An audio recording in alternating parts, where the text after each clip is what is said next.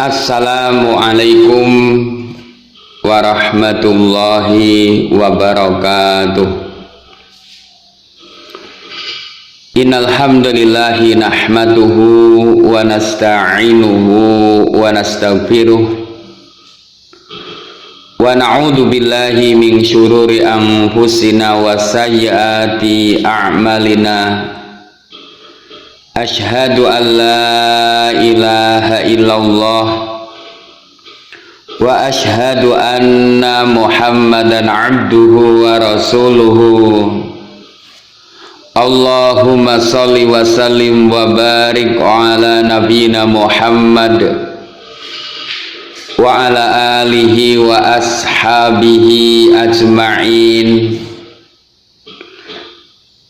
Qala Allahu tabaraka wa ta'ala, ya ayyuhalladzina amanu taqullaha haqqa tuqatih wa la tamutunna illa wa antum muslimun.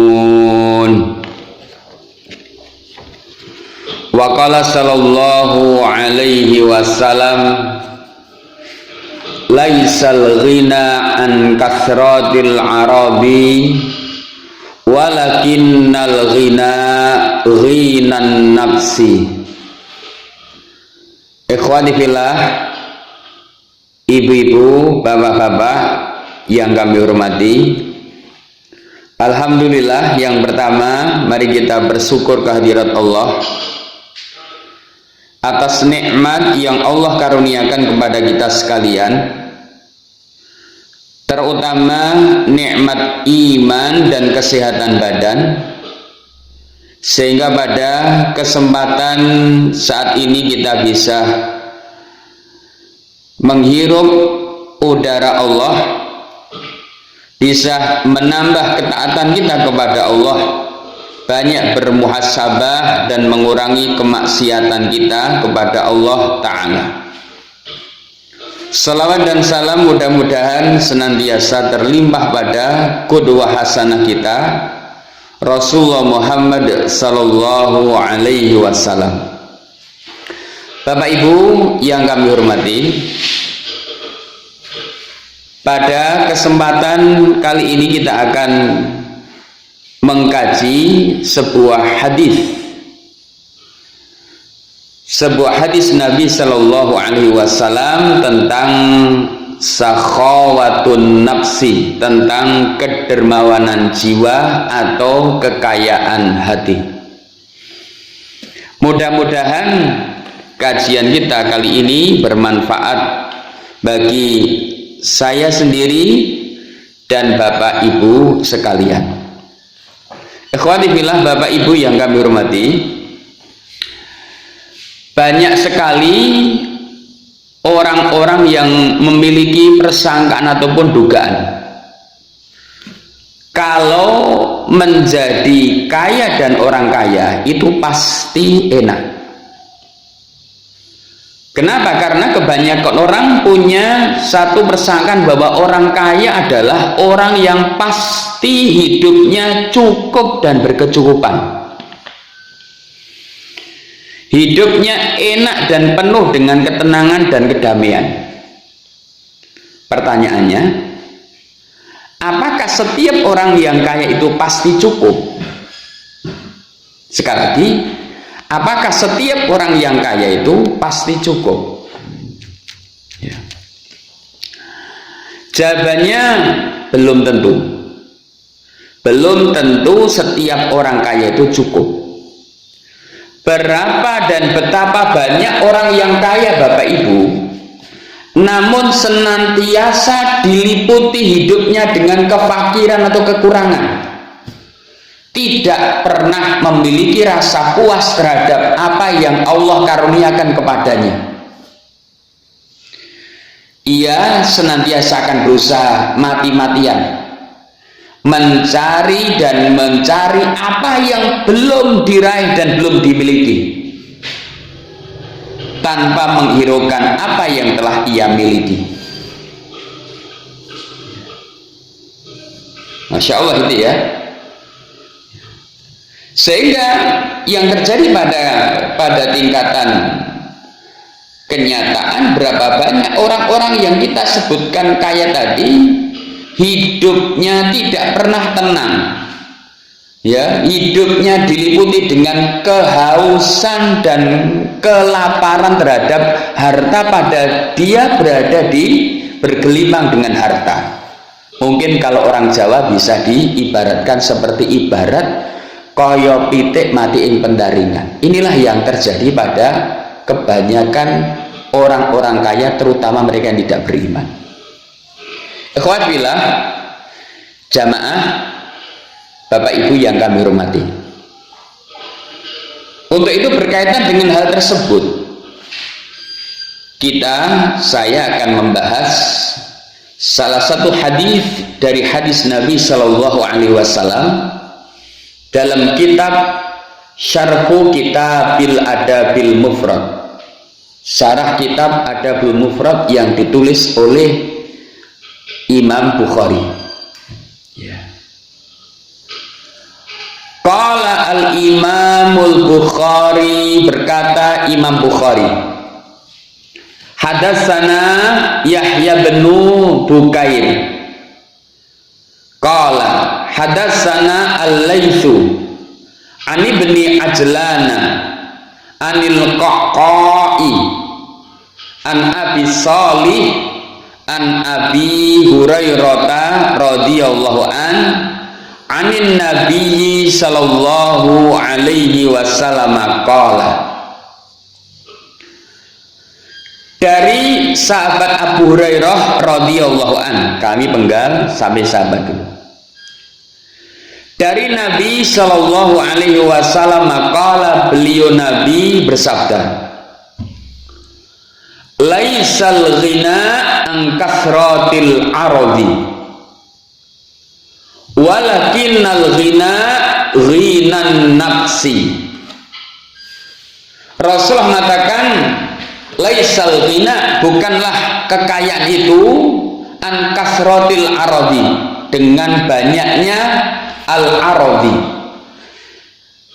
Pengarang kitab ini mengatakan yang dimaksud al-aradu huwa mata'ud dunia, keperhiasan dunia. Maka kalau saya terjemahkan, bukanlah kekayaan itu dengan banyaknya dunia yang dimiliki, ya harta, ya pangkat, kedudukan, dan lain sebagainya. Walakinna, akan tetapi, al-ghina ghinan nafsi, akan tetapi yang dimaksud kekayaan adalah ghinan nafsi, yaitu kekayaan jiwa atau kekayaan hati. Hadis yang ke-276 dalam kitab Adabul Mufrad Imam Bukhari. Darajatul hadis sahihun, al haditsu fis sahihaini. Derajat hadis ini adalah sahih. Hadis ini disebutkan di dalam Sahih Bukhari dan Muslim.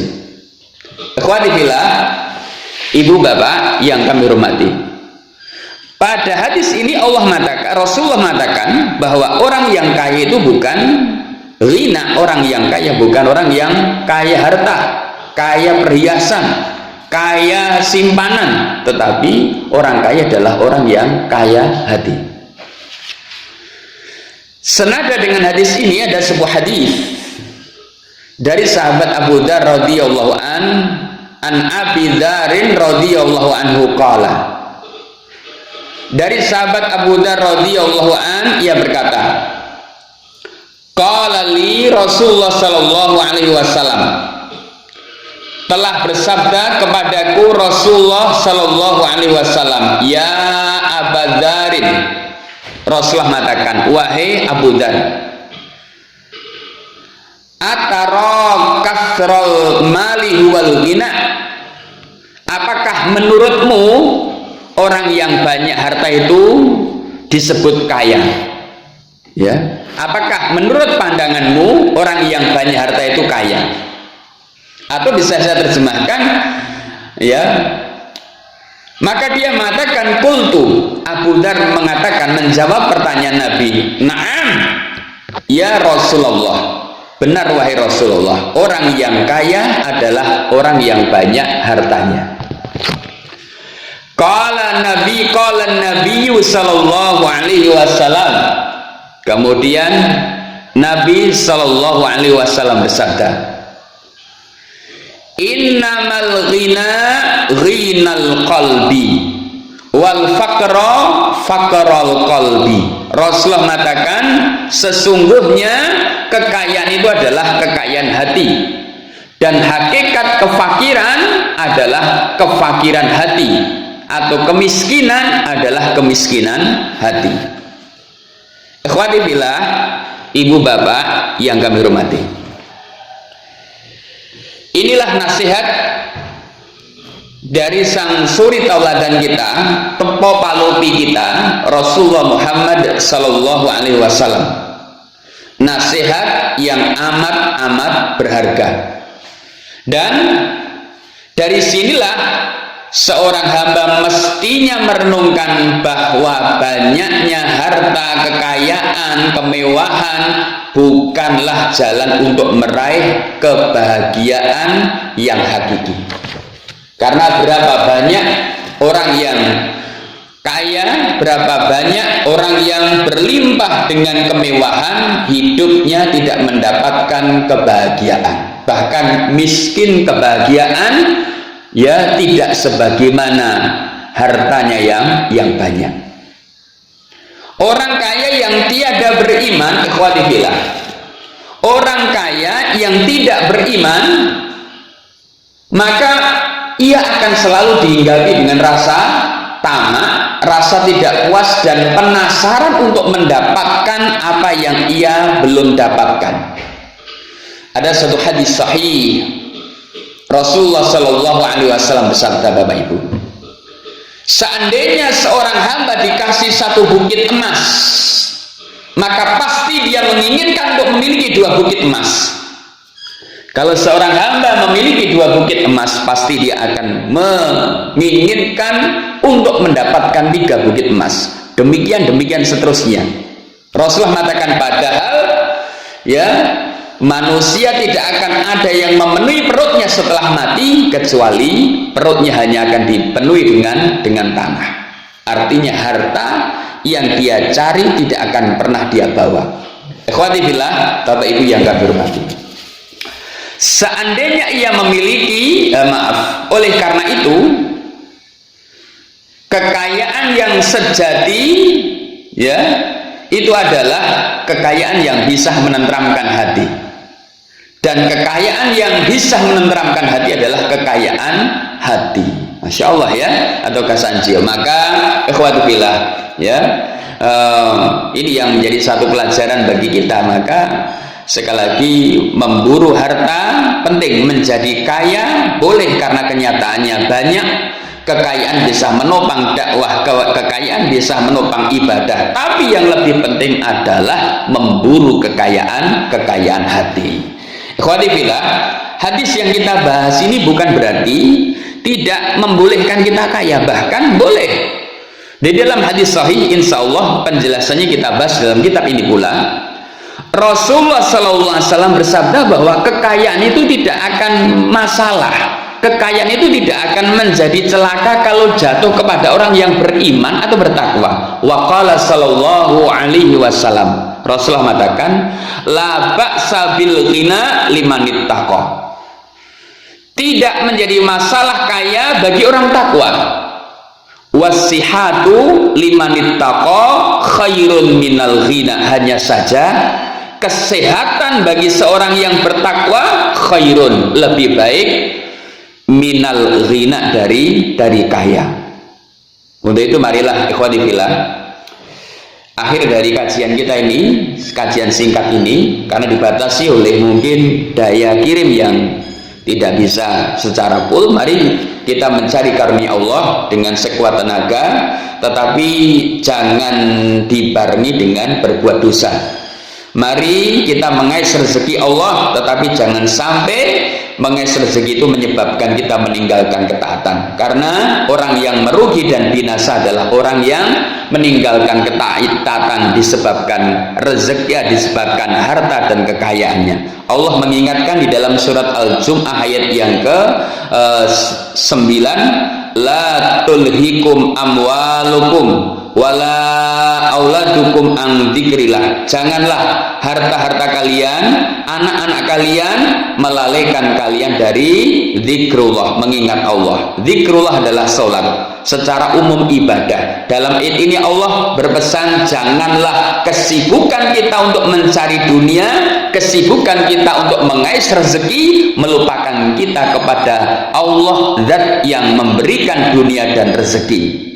Akhirnya mari kita berdoa kepada Allah agar Allah mengkaruniakan kepada kita kekayaan dunia dan kekayaan hati yang paling penting. Allahumma inni as'alukal huda wat tuqa wal afafa wal ghina. Ya, ini doa yang diajarkan Nabi, disebutkan Imam An-Nawawi dalam kitab Riyadhus Shalihin. Ya Allah, aku meminta kepadamu al-huda. Al-huda itu ilmu, watuqa ketakwaan, wal afafa penjagaan dari dosa, wal ghina dan kekayaan hati. Mudah-mudahan bermanfaat. Ikhwati fillah, pertanyaan bisa dikirimkan melalui nomor WA kami. Insya Allah kalau bisa segera kami jawab. Mudah-mudahan bermanfaat. Assalamualaikum warahmatullahi wabarakatuh.